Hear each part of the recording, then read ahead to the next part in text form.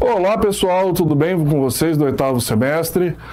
Então, como estamos falando com vocês a respeito de governança corporativa e compliance, que são assuntos que são muito ligados à Bolsa de Valores, que são assuntos que o pessoal da Bolsa de Valores fica muito em cima das empresas para analisar isso, para analisar se elas têm uma boa relação com seus minoritários, se elas estão de acordo com a lei, se elas estão cumprindo o seu papel com a lei.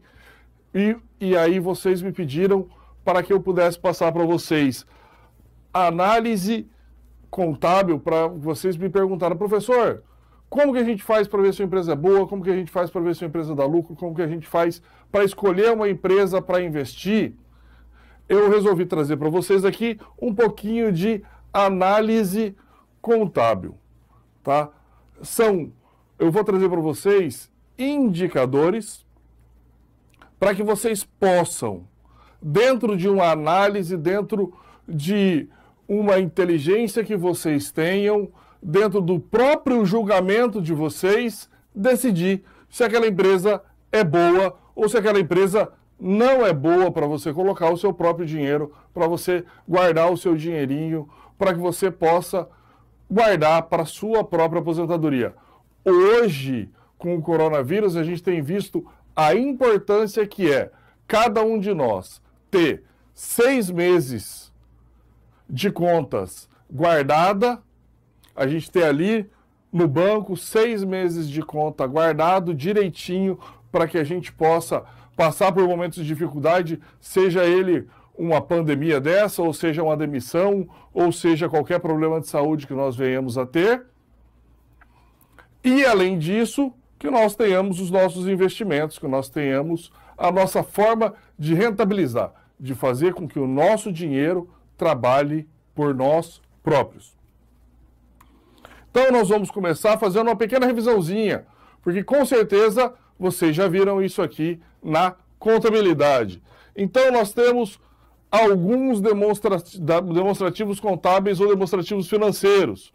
E o que são esses demonstrativos contábeis? São um conjunto completo de demonstração contábil, inclui os seguintes componentes: balanço patrimonial, demonstração do resultado, demonstração dos lucros e prejuízos, demonstração do fluxo de caixa, demonstração do valor acionado, se divulgado pela entidade, e as notas explicativas. Pessoal, fica tranquilo que a letra está um pouquinho pequena, mas com certeza na hora que vocês estiverem vendo o vídeo, vocês já vão ter feito download do material. Então vocês vão estar com o material aí, vocês vão estar com o slide aí na tela para que vocês possam ver. Então não se preocupem se tiver um pouquinho pequenininho aqui, porque o slide já está disponível para download para vocês.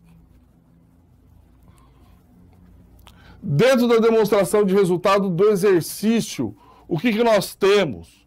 Tá?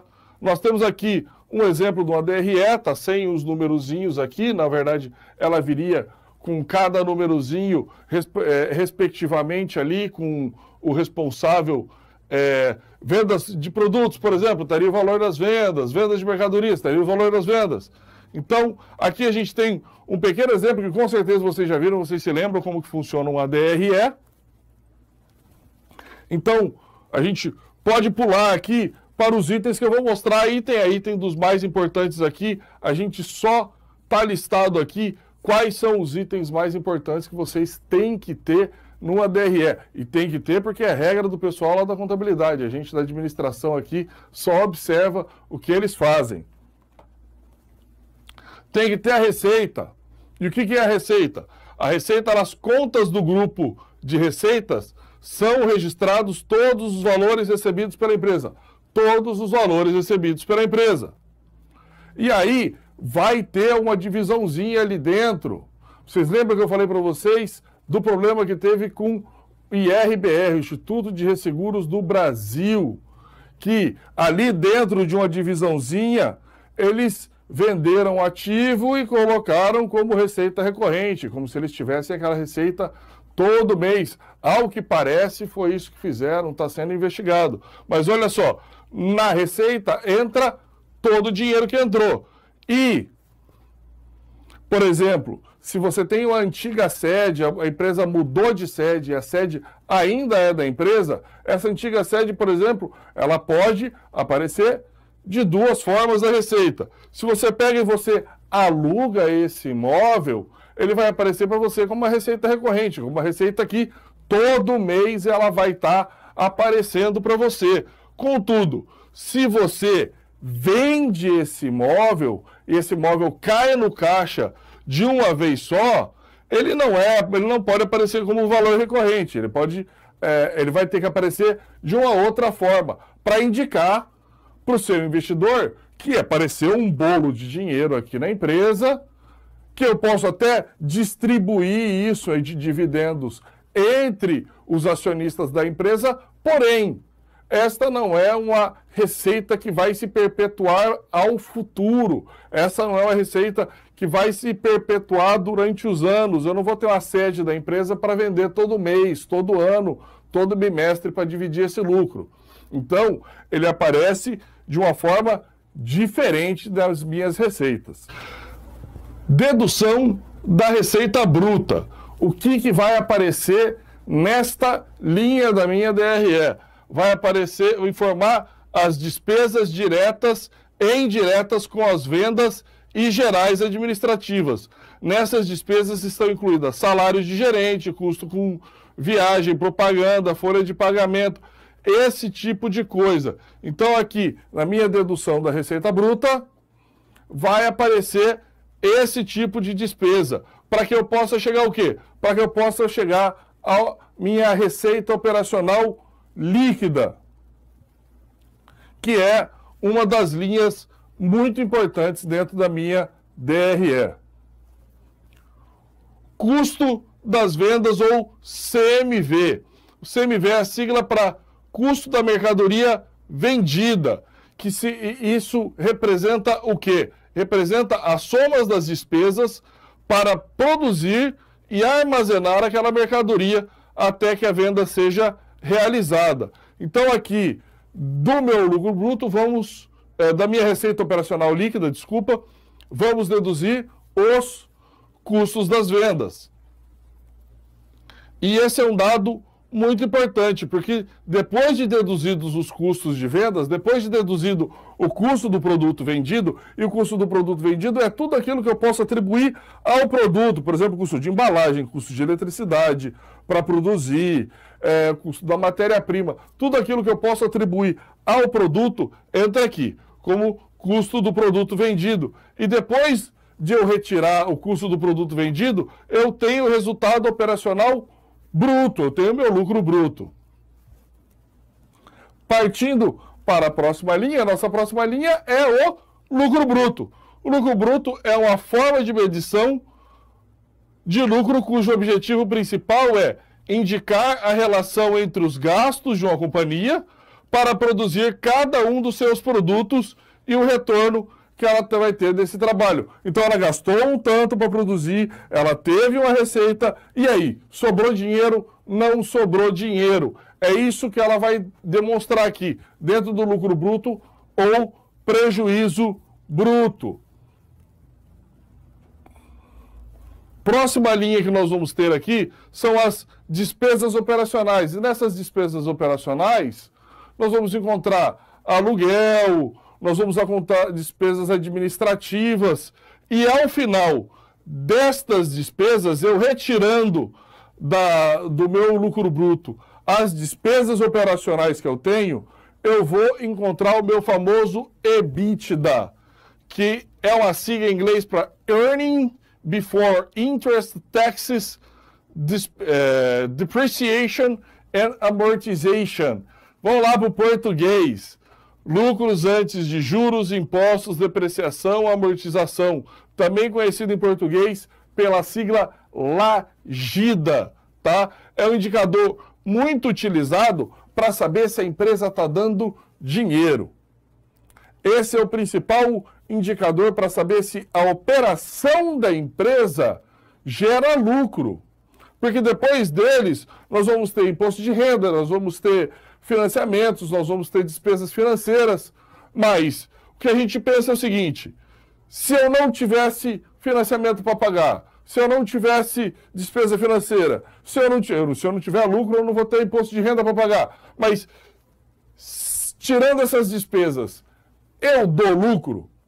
Se eu dou lucro, eu sou uma empresa viável. Eu tenho que resolver ali a minha parte contábil depois, eu tenho que equalizar meus ativos e meu passivo, eu tenho que trazer algum dinheiro para dentro da empresa. Porém, se antes de pagar os financiamentos, antes de pagar o imposto, eu estou dando lucro, significa que eu sou uma empresa que tem como ser salva. Ou se, fazendo alterações aqui na empresa, cortando aquele custo ali, cortando um departamento, parando de fazer um produto que dá prejuízo, eu consigo também ter um EBITDA positivo, significa que eu tenho a chance de me tornar uma empresa que vai dar lucros. Então, por isso que o EBITDA é tão utilizado e ele é tão importante. Lucro líquido. E o lucro líquido, gente, o lucro líquido se trata dos rendimentos que permanece após a subtração de todos os custos da empresa. Então, você pagou financiamento, pagou imposto de renda, pagou as despesas, pagou salário, pagou tudo. O que vai sobrar? Vai sobrar o lucro líquido. E o lucro líquido é aquilo que a empresa pega e ela vai ter duas opções. Na verdade, talvez 3 opções. Vamos lá, vamos pensar assim. Ela pode pegar e dividir esse lucro para os seus sócios ou para os seus acionistas. Ela pode guardar e fazer um capital para que ela supere momentos de crise como este. Ou ela pode também reinvestir esse dinheiro no próprio negócio para que o negócio venha a crescer, para que tenha crescimento e para que seja sustentável, para que você não cresça apenas com dinheiro de empréstimo, o que traz um risco muito grande para o seu investimento. Saindo do DRE, nós vamos para o balanço patrimonial. Com certeza vocês viram na contabilidade como é que funciona o balanço patrimonial. De um lado ativo, de outro lado o passivo. As duas linhas aqui no final tem que bater, tem que ser certinho o mesmo número, senão o balanço patrimonial está errado, senão alguém errou, alguém fez alguma bobeira na hora de fazer esse balanço patrimonial. E o balanço patrimonial é um relatório contábil gerado após o registro de todas as movimentações financeiras de uma empresa em determinado período, ou seja, é uma foto da empresa naquele período. Você tirou uma foto, bateu a foto, hoje o balanço patrimonial da empresa é assim. Amanhã ele já vai ser diferente, amanhã os números já mudaram, já aumentou a venda, já diminuiu o estoque, já pagou conta, já venceu conta, e aí já recebeu o dinheiro que estava no recebido de curto prazo, e aí amanhã a foto já é diferente. Então, isso aqui, o balanço patrimonial é uma foto de como a empresa está hoje. Então, a gente pega o balanço patrimonial e a gente pega o demonstrativo de resultado do exercício e nós começamos a olhar para ele e pensar, tá, bonito, o contador fez tudo isso aqui, mas e agora? Como é que eu faço para decidir, para entender se a empresa é boa ou se a empresa não é boa, baseado nessas informações que a gente acabou de receber? E aí, a gente pode aproveitar que o balanço patrimonial, a demonstração de resultados do exercício, que todos os dados financeiros das empresas que estão na Bolsa são públicos, eles são obrigados a trimestralmente entregar todos aqueles dados que eu mostrei aqui para vocês no primeiro slide, esses 6 itens aqui que vocês têm no slide que está com vocês. Esses 6 itens, eles são obrigados a entregar todo trimestre e a publicar isso todo trimestre. E nós vamos fazer o quê? Nós vamos trabalhar com alguns múltiplos, com alguns indicadores que podem facilitar a nossa interpretação a respeito de como está a empresa. Deixa eu ser muito claro com vocês. São apenas indicadores.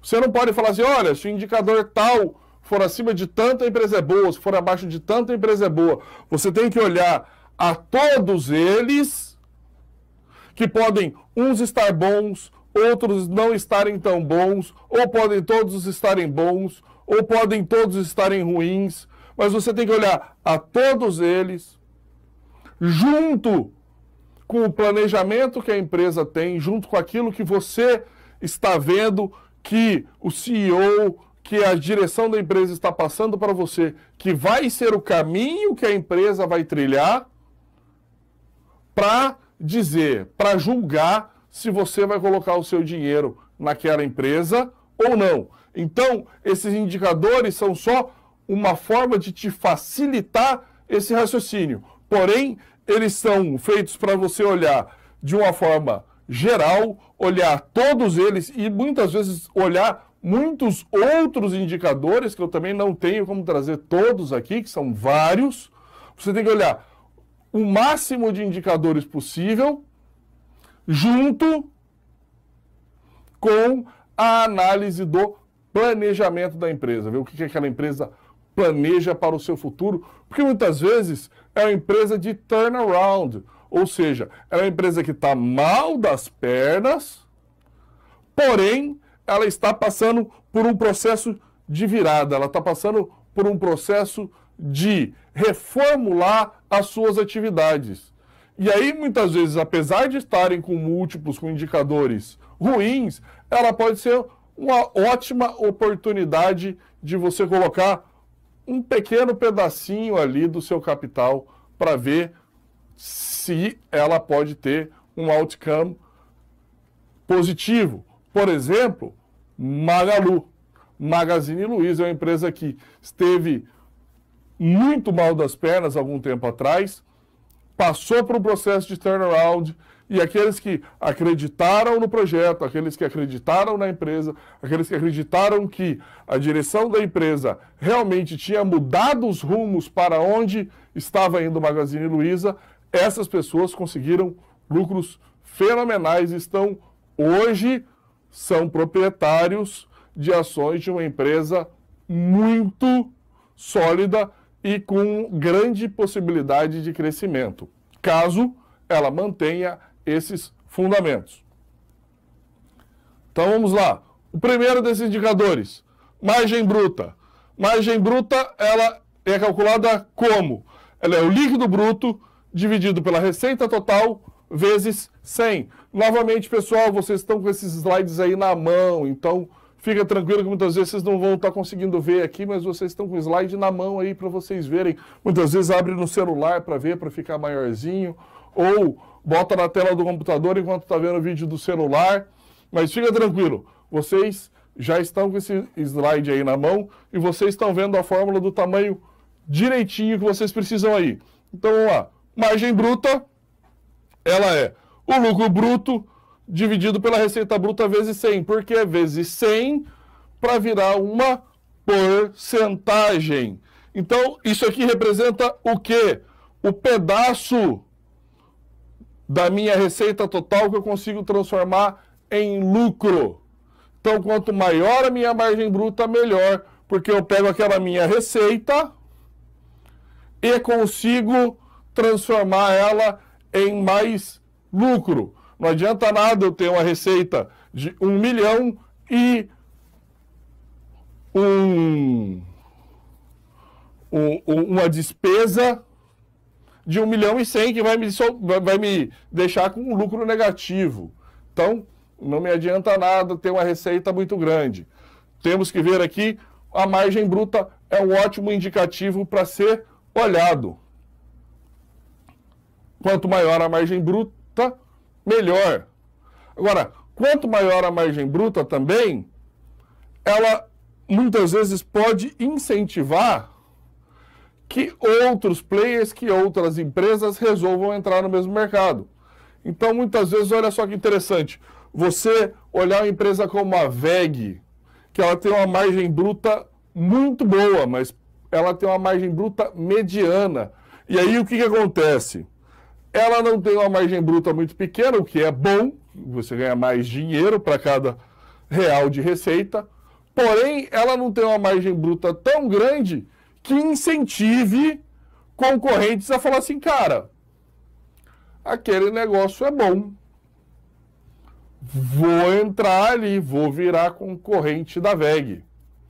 Então, a gente tem que ter este julgamento, que nem eu falei para vocês. Você não vai ter uma regra de determinado indicador funciona assim, determinado indicador funciona de outra forma. Ok? Próximo indicador. Margem bruta. Margem EBITDA. Margem EBITDA é calculada como o seu EBITDA dividido pela receita líquida. Novamente, vezes 100, por quê? Para virar uma porcentagem.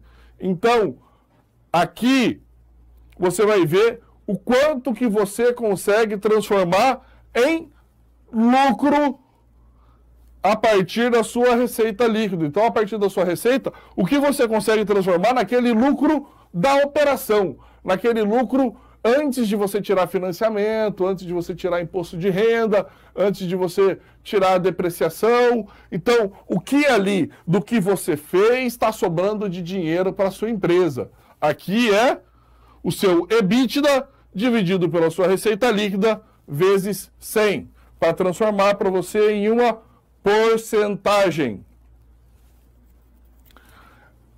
ROI, pessoal. O ROI é o famoso Return on Equity, tá?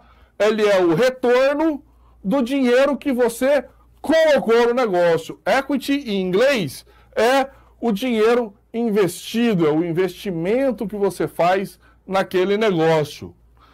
E qual é a importância do Return on Equity? É você saber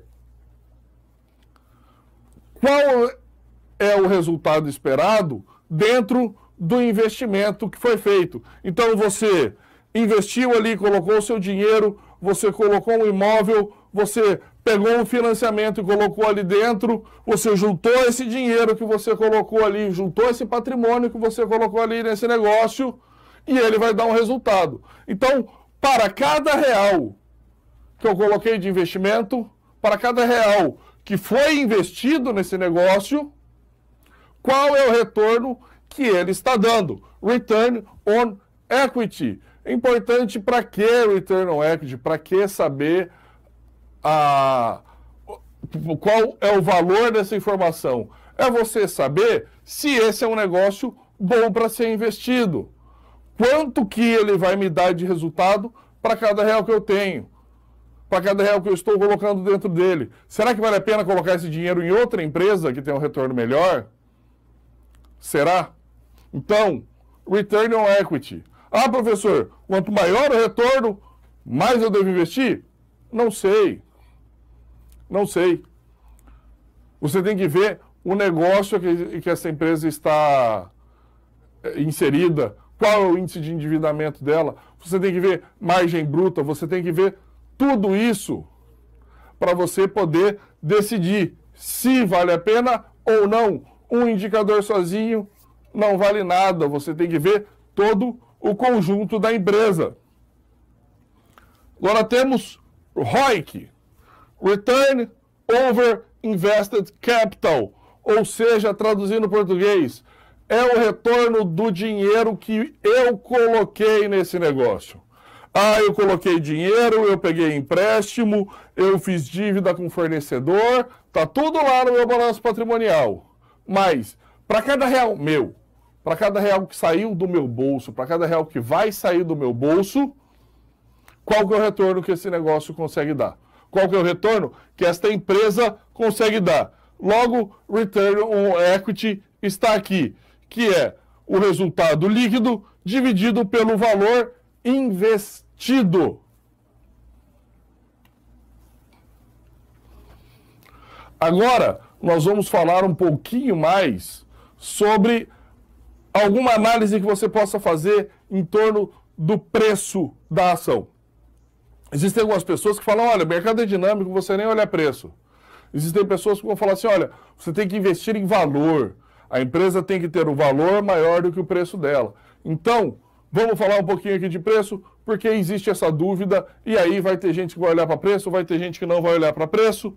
Porém, temos aqui preço-lucro. Preço-lucro é o quê? O preço dividido pelo lucro que essa empresa traz para você. Logo, quanto maior o lucro que ela traz para você, perto do preço que ela custa, melhor a ação.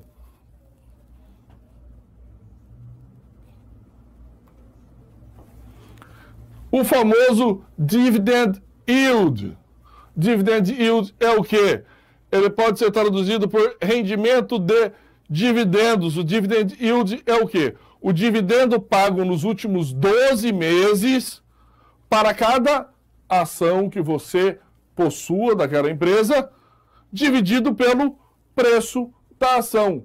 E aí você vai conseguir descobrir para cada real investido na ação, quanto de dividendo você vai ter.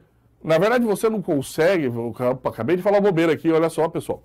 Na verdade, você não consegue ver quanto você vai ter. Você consegue ver quanto você teve. E você consegue imaginar que nos próximos 12 meses ela possa dar o mesmo resultado. Você consegue projetar isso para o futuro. Você consegue ter uma ideia de futuro baseado nos 12 meses passados. Afinal de contas, ninguém aqui tem bola de cristal, senão eu estaria aqui, em vez de estar dando aula de administração, eu estava dando aula de bola de cristal aqui, para vocês descobrirem qual é a empresa que vai te dar milhões no futuro, e não tem isso, isso não existe. Uma análise séria, uma análise fundamentalista, uma análise feita nos dados da empresa, nos dados do balanço patrimonial, nos dados dos planejamentos da empresa, vai te possibilitar imaginar o que aquela empresa possa virar no futuro. Nunca uma adivinhação. Você nunca vai conseguir adivinhar o que vai acontecer, mas você vai conseguir projetar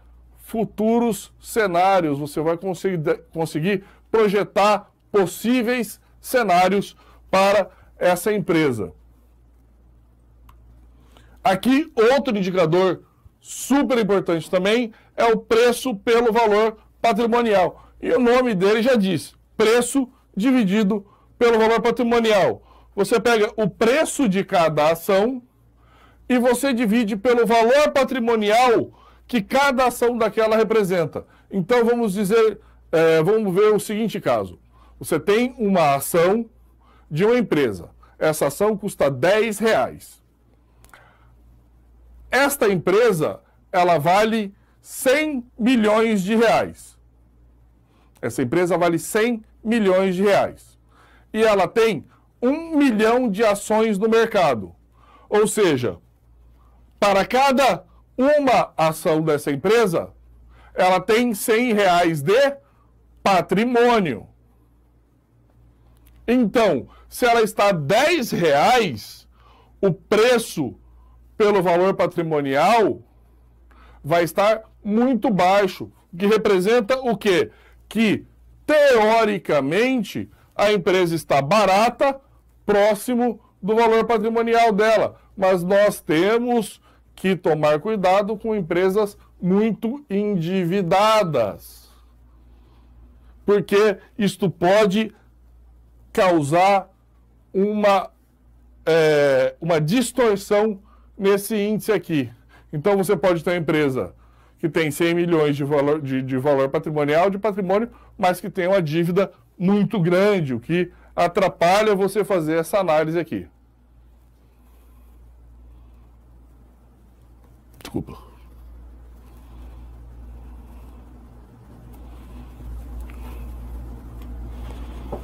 E o próximo indicador que nós temos, dívida bruta sobre patrimônio líquido. Novamente, não preciso nem explicar como é que calcula. Pega a dívida bruta da empresa, divide pelo patrimônio líquido. Isso é um ótimo indicativo para você olhar com relação à dívida da empresa, ver se a empresa não está muito endividada, se aquelas obrigações que ela vai ter de pagamentos futuros não vão comer o seu lucro ou não vão fazer com que essa empresa tenha prejuízo.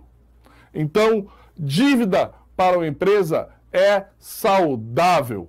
Porque a dívida, a empresa pode crescer utilizando o patrimônio dos outros, ela consegue abater no seu balanço patrimonial o valor pago de juros. Então você consegue, lá vocês viram a diferença do ROI e do ROIC? Então, vocês conseguem crescer o seu patrimônio utilizando o dinheiro dos outros. Porém, se você tiver uma dívida muito grande perto do seu patrimônio, ou se você tiver uma dívida muito grande próximo do faturamento que você consegue, da sua capacidade de pagamento daquela dívida, é um problema. Então, dívida sobre patrimônio líquido é um ótimo indicador para a gente olhar com relação à parte de endividamento, que é uma parte muito importante a ser avaliada.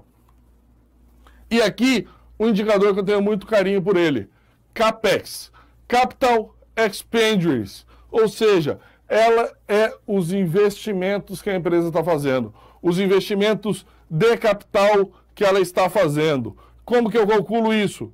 Eu calculo a variação dos ativos menos a variação dos passivos.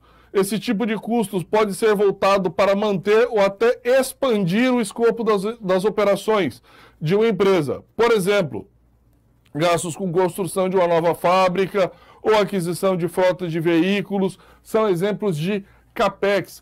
Ele é um indicador que vai demonstrar que a empresa está colocando dinheiro no crescimento dela.